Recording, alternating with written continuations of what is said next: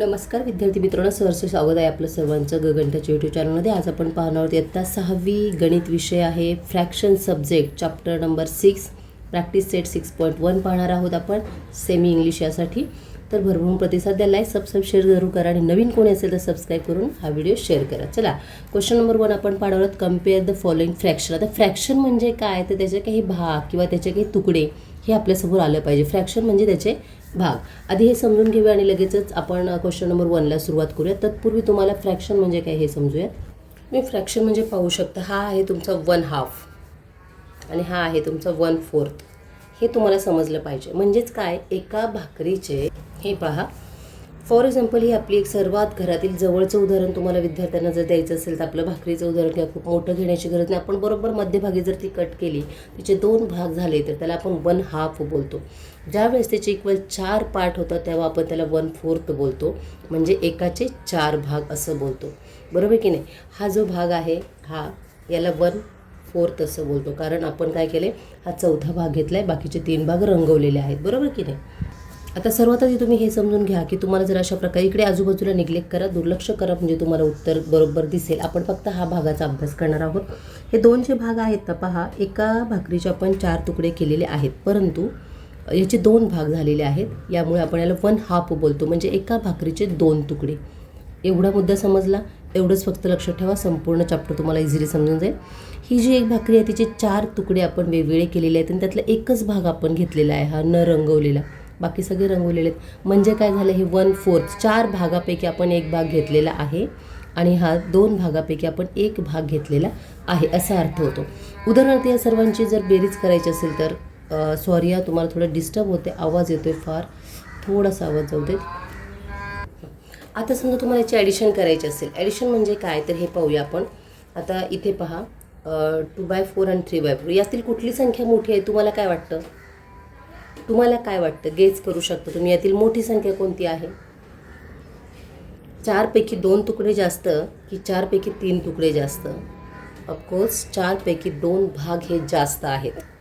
4 भागातले 2 भाग आपल्या वाट्याला आलेले आहेत, म्हणजे आपण मोठे आहोत. लक्षात घ्या, 4 पैकी 3 भाग म्हणजे ही लहान झाली, त्याचे 3 भाग झालेले आहेत. ओके, देन नेक्स्ट पहा, इथे पाहूया आपण, ॲडिशन करून पाहूयात. 1/4 आणि 2/4 दिलेलं आहे इथे. म्हणजे एकाचे 4चा आपण एक भाग घेतलेला आहे आणि इथे 4 पैकी आपण 2च भाग घेतलेले आहेत. पहा, यांची जर ॲडिशन करायची असेल, हा 2 आणि हा एक 3, म्हणजे या ठिकाणी पहा 1 2 3 3 पार्ट रंगवलेले आहेत. म्हणजे 4 पैकी 3 भाग आपल्याला मिळाले आहेत. म्हणजे यांची ॲडिशन किती आली? 3/4 एवढी त्याची ॲडिशन आलेली आहे. आपण हे एक उदाहरण पाहूया आपण. पहा, म्हणजे तुम्हाला पुढचा चॅप्टर लगेच समजेल. 1/5 प्लस 2/5 जर असेल, ज्यांचं डिनॉमिनेटर, हा जो खालचा भाग असतो आपण याला डिनॉमिनेटर म्हणतो आणि वरील संख्येला आपण न्यूमेरेटर असं म्हणतो. याला काय म्हणतो आपण? न्यूमॅरेटर. बरोबर आहे. आणि याला काय बोलतो आपण? डिनॉमिनेटर. ओके, डिनॉमिनेटर म्हणजे काय आणि न्यूमेरेटर म्हणजे काय, तर वरील जो अंश आणि छेद असतो, अंशाला आपण न्यूमेरेटर, छेदाला डिनॉमिनेटर असं म्हणतो. तर जेव्हा छेद समान असेल तेव्हा बेरीज करणं अधिक सोपं असतं. लक्षात ठेवायचं, छेद समान असेल म्हणजे आपण एकच छेद घेतो. 1 + 2 किती झाला? 3 असतो. 3/5 हे त्याचा आन्सर आला आहे. छेद जसा तसा इथे राहतो, अंशांची बेरीज होते. एवढं सोपं गणित आहे. चला तर मग इथे आपण पाहूया, तुम्हाला काय सांगितले पहा, 8/3 आणि 5/2 अशा यांचा कम्पेअर द फॉलोइंग फ्रॅक्शन, असा हा पहिलाच क्वेश्चन आहे. सगळ्यात सोपा, आधी तुम्ही LCM सुद्धा याचं काढू शकता किंवा LCM नाही काढलं त्याचा तिरकस गुणाकार करायचा आहे. या 2 या संख्येने या दोन्ही संख्येला गुणायचं आहे. या 3 या संख्येने या दोन्ही संख्येला गुणायचं आहे. तिरकस गुणाकार जरी केला तरी अंशाने या छेदाने याला आणि या छेदाने याला असं गुणवलं तरी आपली उत्तर सगळी मिळून जातात. किंवा LCM म्हणजे काय पहा, 3 आणि 6 कसा आला तर पाहूया. आधी सर्व जे डिनॉमिनेटर आहेत ना त्यांचा विचार करूया. 3चा डिनॉमिनेटर किती आहे? 3चा LCM किती आला? 3. 2चा किती आला? 2 चालला आहे. म्हणजेच या दोन्हीचा जर गुणाकार केला 3/2 = 6. 6 हा त्याचा काय आहे? LCM आहे. आता LCM जर एवढा आला तर या LCMच्या ज्या 2 संख्या आहेत त्या 2 संख्येने आपण याला मल्टिप्लाय करूया. पाहूया चला. 8/2 8 गुणिले 2, 8 × 2 केलं तर किती आलं? 1 2 16 आणि 3 2 6, म्हणजे आन्सर आला आपलं 16/6. देन या संख्येला सुद्धा, या दोन्ही संख्येला आपण काय करणार आहोत? 3ने मल्टिप्लाय करणार आहोत. या दोन्ही 5 2 आणि याला 3ने मल्टिप्लाय करणार आहोत. 5 3 जा 15 आणि 2 3 जा 6 हे आपलं ॲन्सर आलं. म्हणजेच या दोन्ही संख्या जर आपण अशा लिहिल्या 16/6 अँड 15/6 बरोबर आहे. तर यातील मोठी संख्या कुठली वाटते तुम्हाला? 16 ही संख्या मोठी वाटते की नाही? मग आपण असं लिहूया 16/15 ही पहिली संख्या आहे. म्हणजेच पहिली संख्या ही मोठी आहे. 8 आपण पहिल्या 8ला मल्टिप्लाय केलं होतं म्हणजे मोठी संख्या ही आहे. 8/3 अँड 5/2 यापैकी ही संख्या मोठी आहे. हे लक्षात घ्या तुम्ही. पहिली संख्या ही असल्यामुळे पहिली संख्या मोठी आली असं यावरून सिद्ध होतं. नेक्स्ट काय आहे पहा 4/9 अँड 3/7 द क्रॉस मल्टिप्लिकेशन आपण करणार आहोत. यांचं क्रॉस मल्टिप्लिकेशन म्हणजे काय? या 4/3 आणि 9 मल्टिप्लाय बाय 3 करणार आहोत. तर 4 × 7चं सॉरी इथे 4 बोलली मी. 4 × 7 4 × 7 इज इक्वल टू किती आलं? 28 बरोबर आहे. 4 7 जा 28 आणि 3 9 जा 27 हे आपले दोन्ही आन्सर म्हटले. आता या दोन्हीचं कंपॅरिझन आपलं करायचं. 28 मोठे आहेत की 27? 28 इज ग्रेटर दॅन 27. ओके, म्हणजेच 27 इज लेस दॅन 28. आता ही पहिली संख्या मोठी असल्यामुळे आपण पहिल्या संख्येलाच देणार आहोत मोठ्यांचा मान. तर पहा 4/9 इज ग्रेटर दॅन 3/7 म्हणजे 4/9 ही संख्या मोठी आहे. कशापेक्षा? 3/7 पेक्षा बरोबर. अशा प्रकारे. दे नेक्स्ट थर्ड क्वेश्चन्स आपलं विचारलेलं आहे पहा इथे. यामधीलच क्वेश्चन नंबर 1मधीलच 7/10 अँड 9/14 क्रॉस मल्टिप्लिकेशन आपण करणार आहोत. म्हणजेच काय? या 14ने या दोन्ही संख्येला आणि या 9ने या दोन्ही संख्येला मल्टिप्लाय करूयात. 7/14 यांचं मल्टिप्लिकेशन जर केलं तर 98 येते आणि 10 9 जा 90 हे क्रॉस मल्टिप्लिकेशन आपण केलं. तर आता मला तुम्ही सांगा 98 आणि 90 यामधील मोठी संख्या कुठली आहे? 98 बरोबर आहे. ही पहिली संख्या मोठी असल्यामुळे 7/10 इज ग्रेटर दॅन 9/14 बरोबर आहे. म्हणजे आपलं हे सिद्ध झालं की पहिली संख्या जर मोठी आली तर तिथे आपण ग्रेटर दॅनचं सिम्बॉल लावू शकतो. क्वेश्चन नंबर 2मध्ये write the following fraction in ascending and descending order. तुम्हाला दोन्ही ऑर्डर वापरायचे आहेत, असेंडिंग आणि डिसेंडिंग. असेंडिंग म्हणजे काय? तर छोट्या संख्येकडून मोठ्या संख्येकडे बरोबर आहे असं. आणि डिसेंडिंग म्हणजे काय? तर मोठ्या संख्येकडून छोट्या संख्येकडे बरोबर आहे. म्हणजे तुम्ही सीडी चढत आहात त्याला असेंडिंग बोलतात आणि सीडी उतरत आहात त्याला डिसेंडिंग बोलतात. ठीक आहे, अशा पद्धतीने. चला, याआधी मी यापूर्वी व्हिडिओमध्ये सांगितलेलं आहे. तुम्ही इयत्ता 6वी विषयाचे गणिताचे संपूर्ण व्हिडिओ आपल्या प्लेलिस्टमध्ये जाऊन पाहू शकता आणि प्लेलिस्टसुद्धा तुमच्या मित्रमैत्रिणीपर्यंत शेअर करू शकता. संपूर्ण प्रश्न तुम्हाला उत्तरासहित प्रॉब्लेम सेट आणि प्रॅक्टिस सेट एक्झरसाइज दिलेले आहेत. चला, पहिलं गणित काय पहा 11/8 2/4 आणि 7/2. काय करायचं आधी आपलं? तर सर्वात आधी असेंडिंग डिसेंडिंग करण्यासाठी सर्वात लॉजिकल क्वेश्चन आहे. आपण काय करू शकतो? तर 8ने 11ला डिवाईड करू शकतो, 4ने 2ला डिवाईड करू शकतो, या 2ने 7ला डिवाईड करू शकतो. आपण यांना डिवाईड करूयात म्हणजे आपल्याला कळेल. इथे पहा आन्सर काय आलेलं आहे.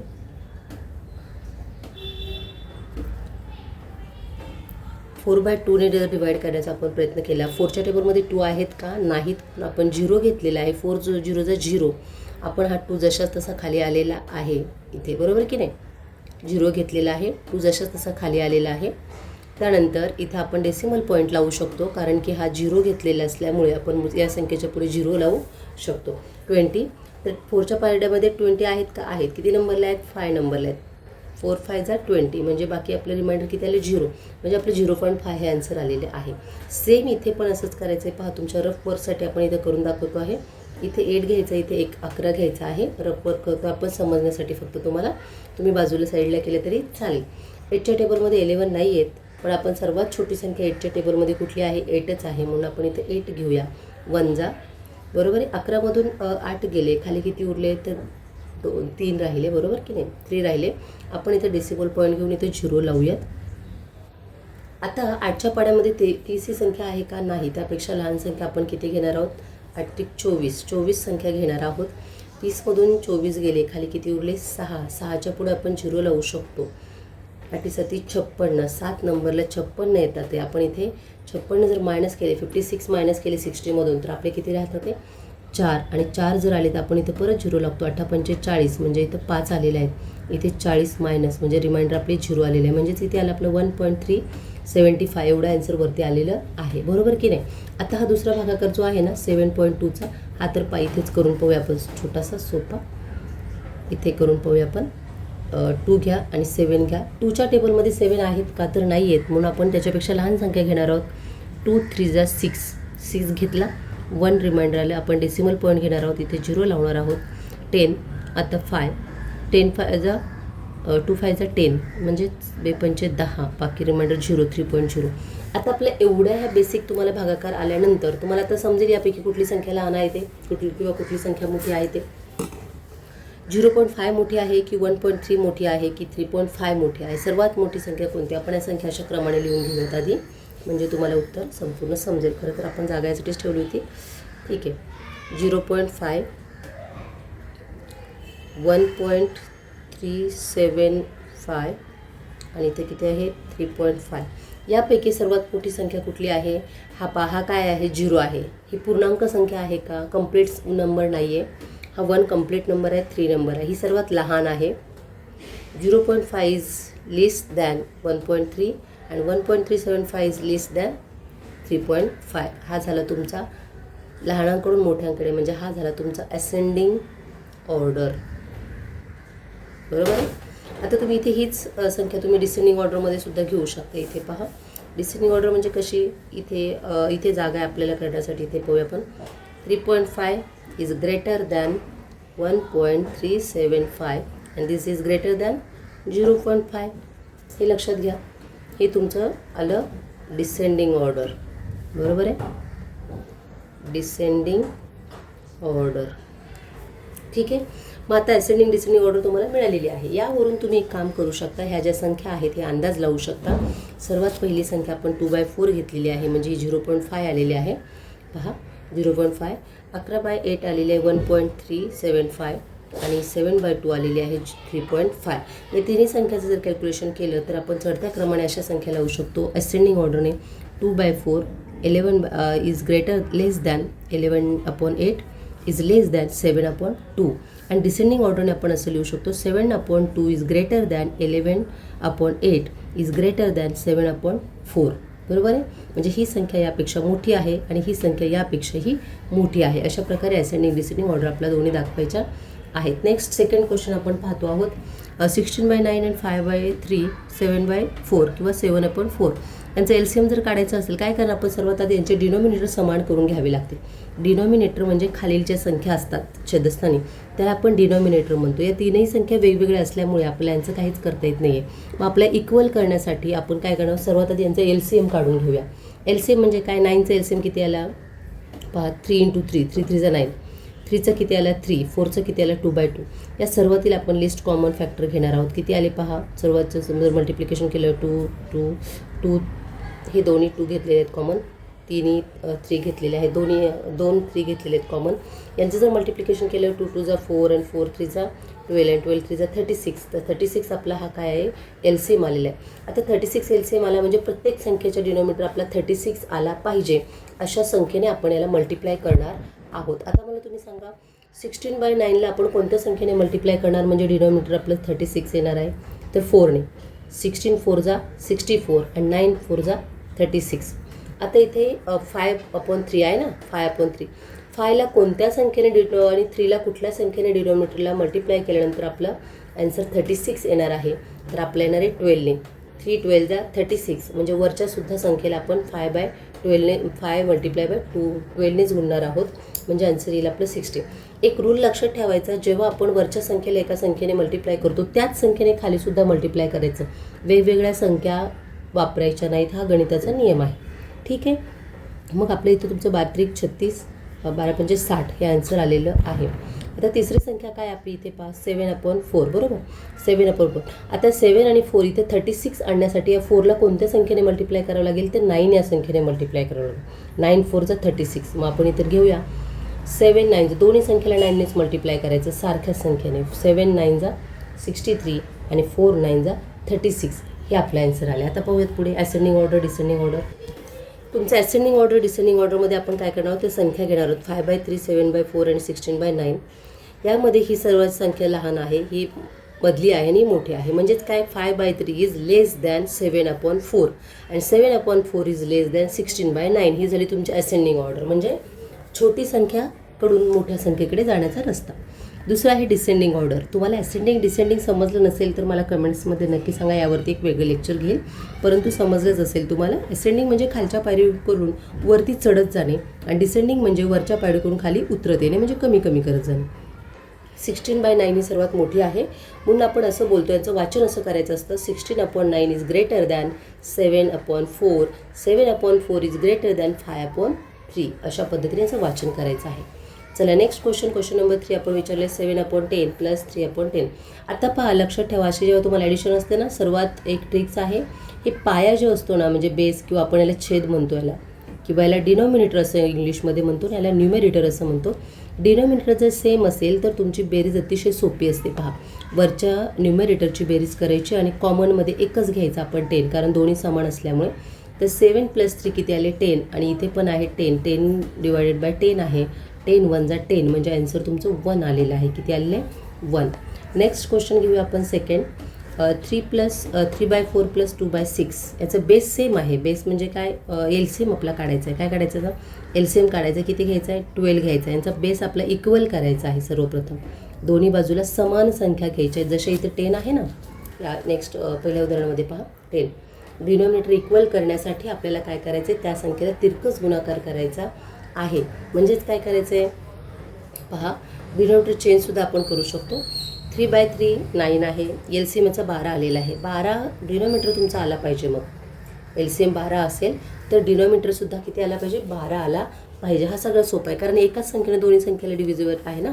याआधी आपण पाहिलेलं आहे एलसीएम कसा काढायचा, GDS कसा काढायचा. तुम्ही तिथे पाहून जाऊ, व्हिडिओ संपूर्ण पाहू शकता आपल्या चॅनलवरती, प्लेलिस्टमध्ये जाऊन इयत्ता 6वी गणित. तर पहा, 3 × 3 = 9, 4 × 3 = 12. दोन्ही संख्येला आपण 3नेच मल्टिप्लाय केलं आहे, आणि याही संख्येला आपण 2ने मल्टिप्लाय करा. 2 × 2 = 4 आणि 6 × 2 = 12.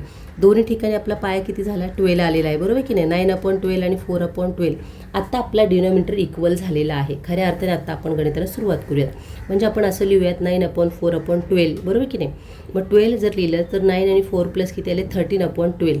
ही अशी पण लिहिण्याची एक पद्धत आहे, आणि हीच पद्धत आपण असं पण लिहू शकतो. म्हणजे कसं? आता काउंटिंग कसं करणार पहा.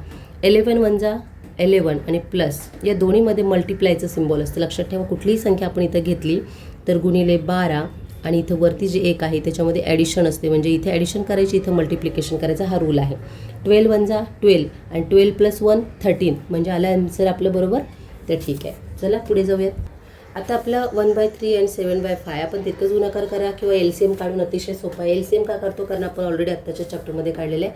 सर्वात सोपं यामध्ये एलसीएम काढताना आपण काय करणार आहोत पहा, किंवा या न्यूमेरेटरने याला मल्टिप्लाय करा, आणि या डिनॉमिनेटरने या दोन्ही संख्येला मल्टिप्लाय करा, या डिनॉमिनेटरने दोन्ही संख्येला मल्टिप्लाय करा. हा एक रूल आहे. किंवा मग एलसीएम काढून घ्या, आणि तो एलसीएम तेवढा आला पाहिजे अशा अर्थाने त्याच संख्येने मल्टिप्लाय करायचं आहे. आता 15 येण्यासाठी या संख्येला कितीने मल्टिप्लाय करावं लागेल? 5ने मल्टिप्लाय करावं लागेल. आणि याला 15 येण्यासाठी कितीला मल्टिप्लाय करावं लागेल? 3ने मल्टिप्लाय करावं लागेल. चला तर मग आपण करूया. तिरकं ह्याने गुणाकार गुणलं तरीसुद्धा चालतं. 1/5 म्हणजे काय? 1 × 5 जर केलं तर आपण किती येणार आहे? 1 × 5 = 5, 3 × 5 = 15. आता 7 × 3 करूया आपण. 7 × 3 = 21 आणि 5 × 3 = 15. या दोन्ही संख्या आपण अशा लिहून घेतलेल्या आहेत पहा. 5/15 + 20/21/15. या दोन्ही संख्या आपण बेरीज करणार आहोत, म्हणजे ॲडिशन करणार आहोत. डिनॉमिनेटर सेम आहेत म्हणून आपण 15 घेऊयात. मग आपण इथे पहा 5 + 21 म्हणजे किती झाले? 26/15. या दोन्हींच्या ॲडिशन येते 26/15. असं स्टेप बाय स्टेप तुम्ही गणित सोडवत जा परीक्षेमध्ये सुद्धा, तर तुम्हाला जास्तीत जास्त आउट ऑफ गुण मिळतात. साध्या सोप्या स्टेप सोडवत जायच्या. आता याची अजून एक लिहिण्याची पद्धत आहे पहा, अशीच आत्ता जे आपण सांगितले त्याच पद्धतीने. 15 × 1 इथे मल्टिप्लायचं सिम्बॉल असतं छोटंसं, आणि इथं बेरजेचं सिम्बॉल असतं, म्हणजे ॲडिशनचं. लक्षात घ्या, 15 × 1 = 15, 15 + 11 किती झाले? 26. अशा पद्धतीने आपण हे गणित लिहू शकतो. नेक्स्ट चालूया. 4th आहे 3/10 + 4/5. आता इथे सुद्धा पहा, डिनॉमिनेटर वेगळं आहे. डिनॉमिनेटर सेम करण्यासाठी आपल्या एका संख्येने मल्टिप्लाय करावं लागेल. कुठल्याही संख्येने तुम्ही मल्टिप्लाय करा किंवा त्याचं एलसीएम काढून घ्या. तर आपण सर्वात सोप्या पद्धतीने करणार आहोत. 4/ला याचा डिनॉमिनेटर 10 आहे ना, इकडे 10 आणण्यासाठी आपल्याला काय करावं लागेल? इथे तर ऑलरेडी 10 आहे. आपण इथे 10 आणण्यासाठी या 5ला आपल्याला कितीने मल्टिप्लाय करावं लागेल? तर 2ने. म्हणून आपण 2ने मल्टिप्लाय करूया. 4/2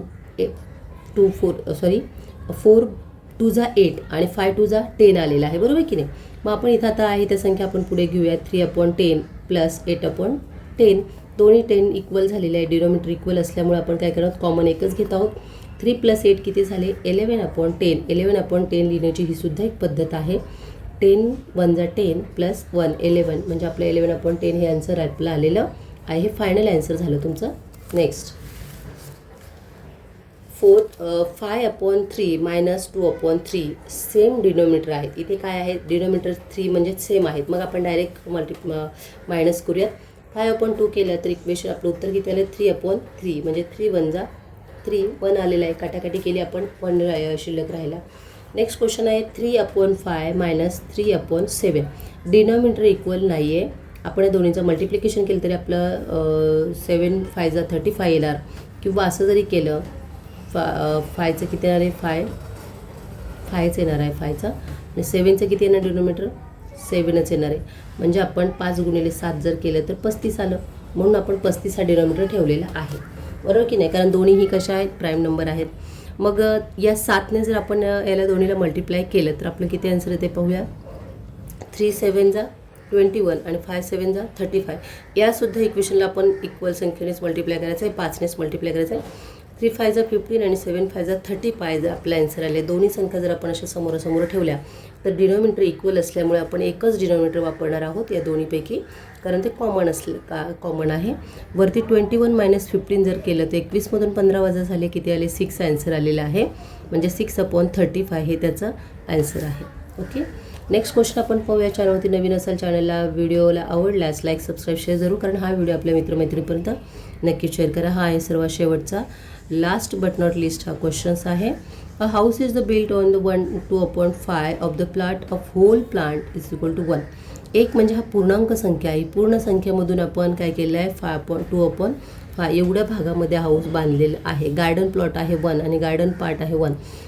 एका भागामधून आपल्याला ही संख्या मायनस करायची आहे. काय करायची आहे, मायनस करायची 2/5. बरोबर की नाही, हे आपलं असं इक्वेशन आले. 1 मायनस काय येणार आहे, 2/5, कारण आपला हा भाग याच्यातून काय करायचा आहे, मायनस करायचा आहे. बरोबर आहे. मग मायनस केलं तर आपला आन्सर काय ते पहा. 5 1 जा 5 म्हणजे 5/5 is minus 2/5 is equal to 3/5. या 5मधून 2 वजा झाले, 3 आलेले आहेत, आणि इकडे काय झालं आहे, 5. म्हणजे काय, 5 भागापैकी हा एक म्हणजे पूर्णांक संख्या आहे ना, म्हणून आपण इथं 5 घेतलेले. 5मधून 2 गेले, 3 आलेले, म्हणजे आपला आन्सर किती आले, 3/5. डिनॉमिनेटर सेम असल्यामुळे डायरेक्ट आपण दोन्हीची वजाबाकी केलेली आहे. तर तुमचा एवढा भाग जमिनीचा व्यापलेला, एवढ्याच भागावरती तुम्ही बांधकाम करणार आहात. म्हणजेच therefore thank you for watching me. Next video आहे 6.2 फ्रॅक्शन. भेटत उद्याच्या व्हिडिओमध्ये. तोपर्यंत लाईक सबस्क्राईब शेअर जरूर करा.